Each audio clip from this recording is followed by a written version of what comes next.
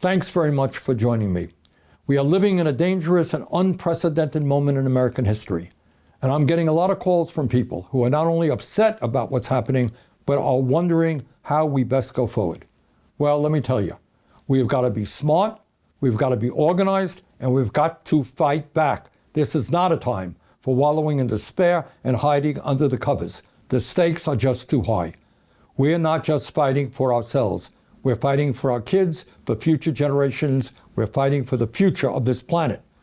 In the first 2 weeks of his presidency, Donald Trump defied the Constitution by ending birthright citizenship, fired government watchdogs, allowed drilling along our coastlines, pardoned violent insurrectionists, suspended all foreign aid, and tried to cut off virtually all federal funding. So, how do we go forward?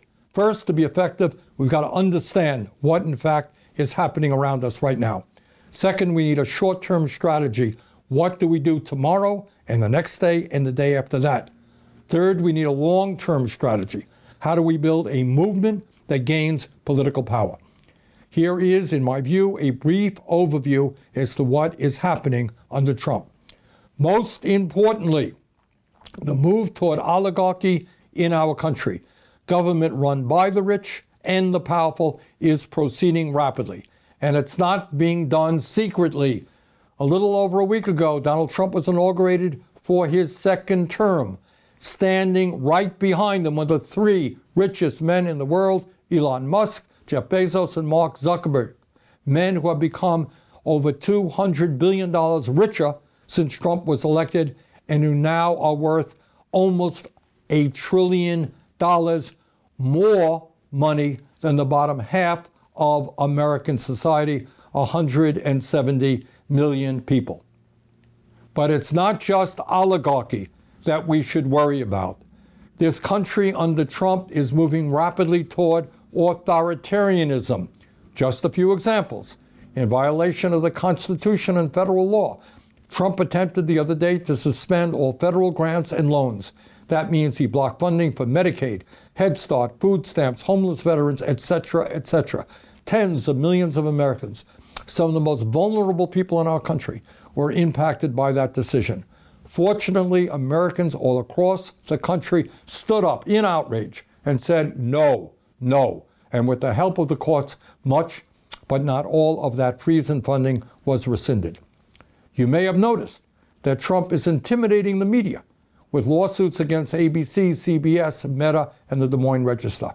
If Trump does not like what media reports, he is threatening them with lawsuits, undermining the First Amendment. That is a direct movement toward authoritarianism. Now, that's a very broad overview of where we are today. In terms of short-term strategy, we've got to mobilize as strongly as we can against Trump's dangerous proposals.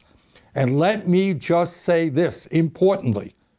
Yes, the Republicans control the House and the Senate, but do not forget their majorities are small. In the House, a body of 435 members, they have a 4-vote majority. That is a razor-thin margin, and their legislation can be defeated. There are a number of Republicans out there who won in Democratic districts by small margin. So let me tell you, these guys do respond to phone calls and emails.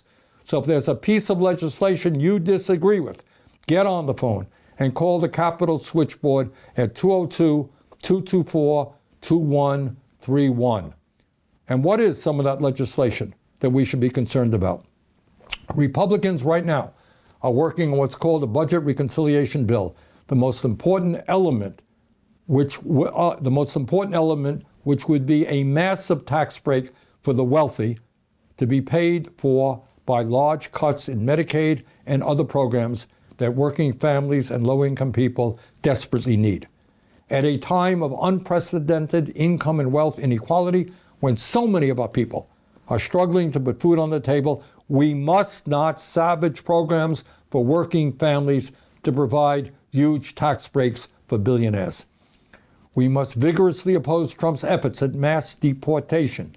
Yes, we must strengthen our borders. Yes, we should deport people who have been convicted of serious crimes.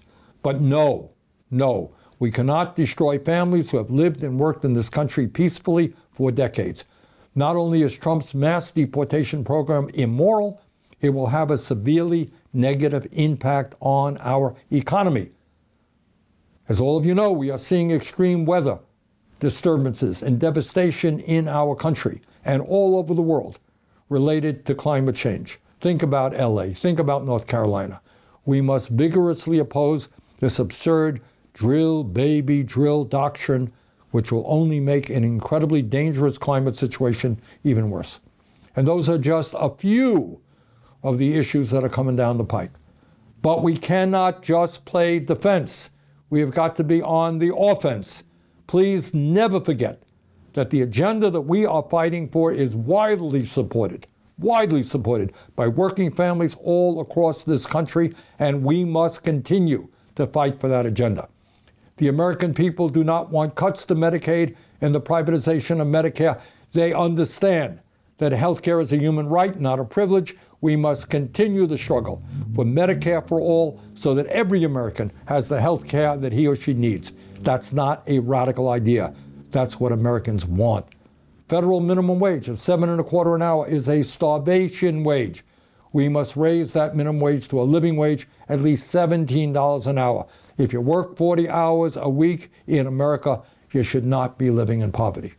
All over this country, we have a major housing crisis, and it's not just 800,000 who are homeless. It is millions of working families who are spending 40, 50, 60% of their limited incomes on housing. Instead of spending almost $1 trillion a year on a wasteful and bloated Pentagon budget, we have got to build millions of units of low-income and affordable housing. And when we do that, we put large numbers of people to work at good-paying union jobs.